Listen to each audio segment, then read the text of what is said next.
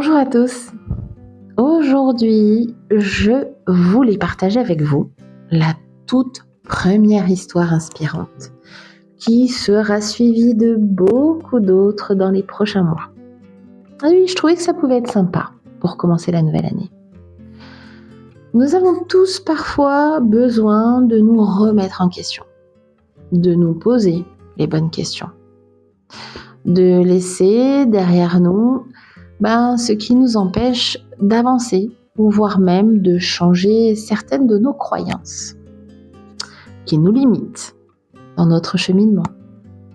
C'est pourquoi j'ai décidé de mettre en avant des histoires de vie inspirantes, de personnes connues, mais aussi de personnes moins connues, pour l'esprit et le cœur, et pourquoi pas trouver le courage de continuer d'avancer, même quand cela vous semble perdu.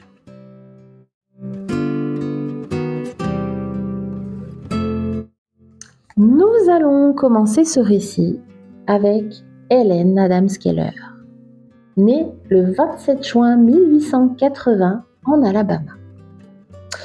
Fille de Arthur, rédacteur dans un petit journal local, et de Kate Keller, mère au foyer.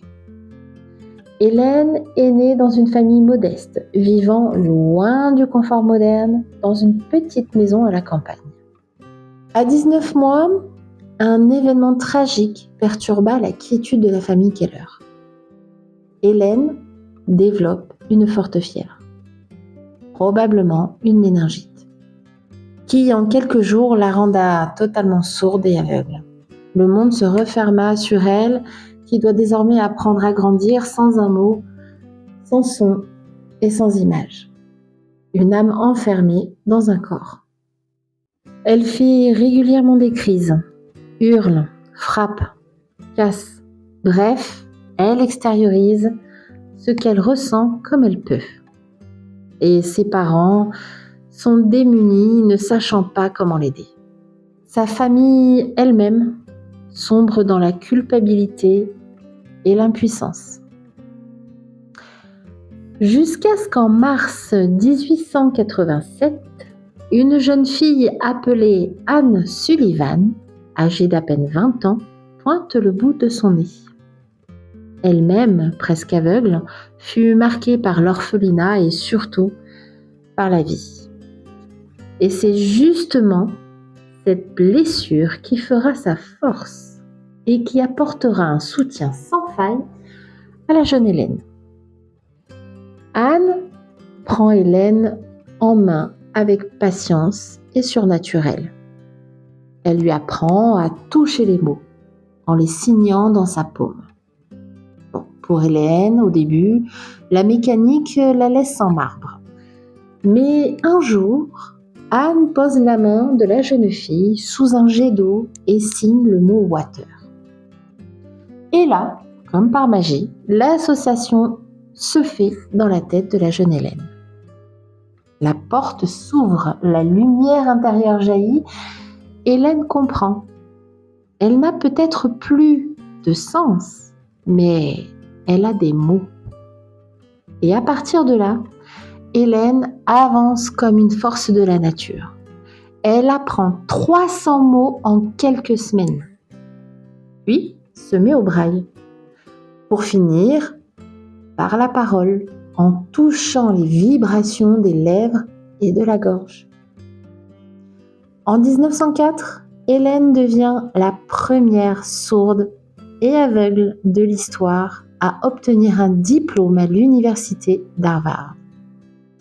Elle écrit 14 livres, donne des conférences dans le monde entier, voyage, défend les personnes handicapées, milite pour les droits civiques, la paix et l'égalité.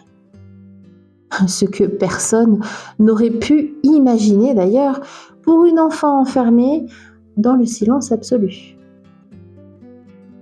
L'histoire d'Helen Keller nous rappelle ceci. Nous croyons parfois que tout est éteint, que le monde nous a retiré les outils essentiels pour avancer. Mais la vérité c'est que la lumière la plus puissante ne vient pas des cieux. Elle vient de l'intérieur. Hélène a grandi dans un silence total. Elle n'a jamais vu le visage de ceux qu'elle aimait. Mais elle a vu mieux que n'importe qui. Ce que c'est que le courage, la patience et la volonté. Alors rappelle-toi, même si tu te sens perdu, même si tu crois que la vie t'a retiré quelque chose, tu portes encore en toi, là, maintenant, la force de construire un chemin que personne n'a encore foulé. Tu n'as pas besoin de tout comprendre pour commencer. Tu n'as pas besoin de tout voir pour avancer. Et oui, il suffit juste d'une étincelle, d'un mot, d'une main tendue, et tout peut changer.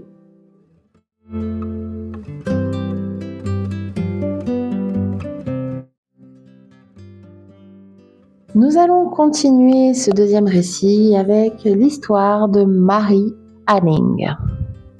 Elle naît le 21 mai 1799 à Limrégis, un village côtier pauvre du sud de l'Angleterre. Son père, Richard Anning, est menuisier, mais pour survivre, il cherche des faucilles sur les falaises pour les vendre aux touristes. Sa mère, Marie, élève 10 enfants, dont seulement 2 survivront. Marie est l'une des survivantes. À 15 mois, elle manque de mourir lorsqu'un éclair frappe l'arbre sous lequel elle s'est abritée.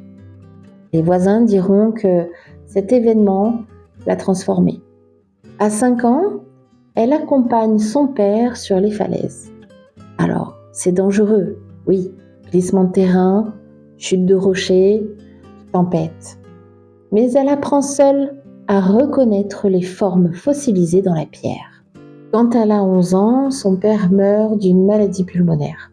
La famille sombre dans la misère. Pour éviter l'hospice, Marie vend des fossiles souvent sous la pluie glaciale, ses doigts gelés cherchant des trésors dans la boue. Puis un jour, elle découvre quelque chose d'immense. Une forme étrange, gigantesque, enfouie dans la falaise. Pendant des semaines, elle l'extrait patiemment.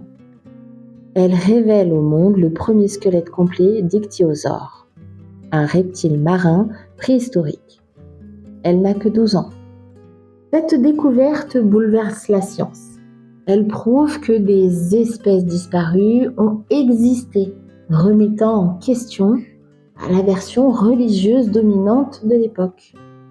Mais Marie est une femme, pauvre, sans éducation, sans reconnaissance scientifique. Les savants de Londres publient ces découvertes sous leur propre nom. Elle reste donc invisible aux yeux du monde. Pourtant, elle continue. Elle découvre le premier plésiosaure complet, le premier ptérosaure en Angleterre, et des fossiles qui aideront Darwin à développer la théorie de l'évolution. Rien que ça. Elle devient donc une référence secrète.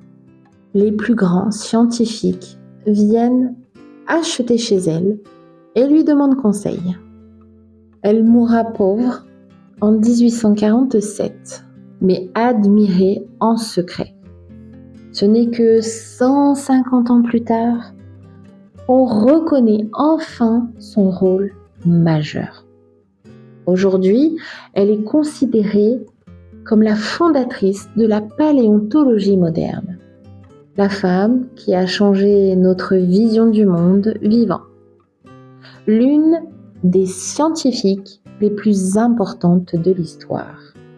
Ce que l'histoire de Marie Anning nous enseigne, c'est que tu peux être ignoré, sous-estimé, voire oublié, mais cela ne minimisera pas l'importance de tes actes et l'impact que tout cela aura sur le monde. La valeur de ton travail ne dépend pas du regard des autres. Ce que tu construis aujourd'hui peut briller bien après toi. Même dans la pauvreté, même dans l'ombre, Marie a creusé son destin pierre après pierre, jusqu'à révéler des mondes entiers.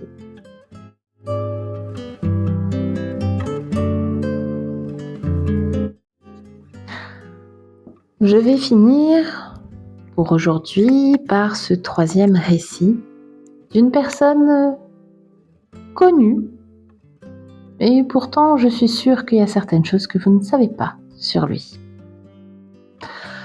Nous allons maintenant parler de Soichiro Honda, né le 17 novembre 1906 à Komiyo, au Japon, dans une petite maison en bois au milieu des rizières.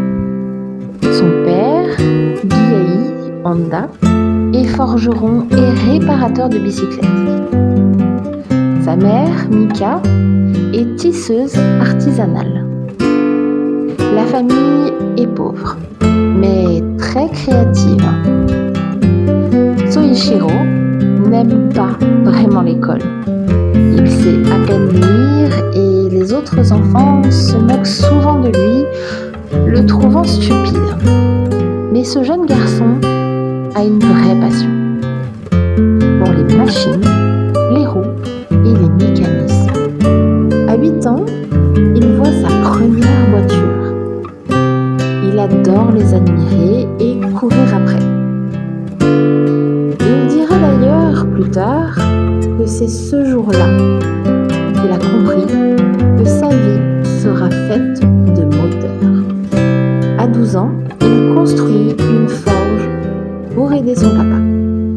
À 15 ans, sans diplôme, il part seul à Tokyo travailler dans un garage. Alors à l'époque, il dort dans un placard, passe son temps à faire le ménage et n'est autorisé à toucher au moteur que plusieurs années plus tard. Mais Soichiro observe beaucoup, apprend et retient tout. À 22 ans, il retourne dans son village et ouvre son propre atelier et devient l'un des meilleurs mécaniciens du Japon. Rien que ça. Puis, il crée un piston moteur innovant.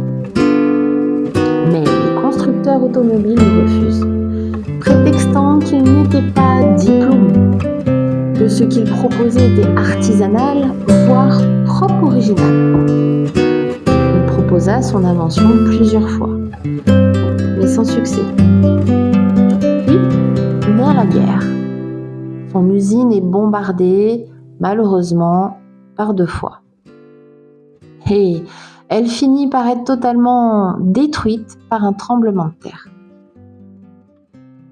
À ce moment-là, il a tout perdu. Mais il refuse d'abandonner. Alors que le Japon d'après-guerre est ruiné et n'a plus de transport viable, Soichiro récupère des moteurs militaires abandonnés et les fixe sur des bicyclettes. La Honda Motor Company naît. Il devient le premier fabricant mondial de motos, l'un des plus grands constructeurs automobiles et un symbole de qualité et d'innovation. Soichiro Honda, l'enfant pauvre rejeté par l'école, bâtit un empire international. Il nous laisse à travers tout cela un message puissant. Ce n'est pas forcément que le talent qui fait Honda. C'est aussi beaucoup la persévérance. Il ne faut pas oublier, il a été humilié, rejeté, ruiné, bombardé, et pourtant, chaque chute est devenue un tremplin. Conclusion, si la vie détruit tes plans, reconstruis. réinvente et fait en sorte de renaître. Le monde appartient à ceux qui continuent, même après une chute, même après un échec.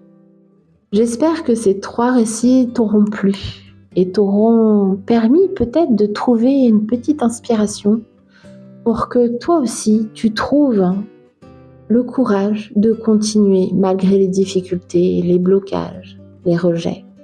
Je te souhaite de réussir et je te dis à la prochaine pour d'autres histoires inspirantes.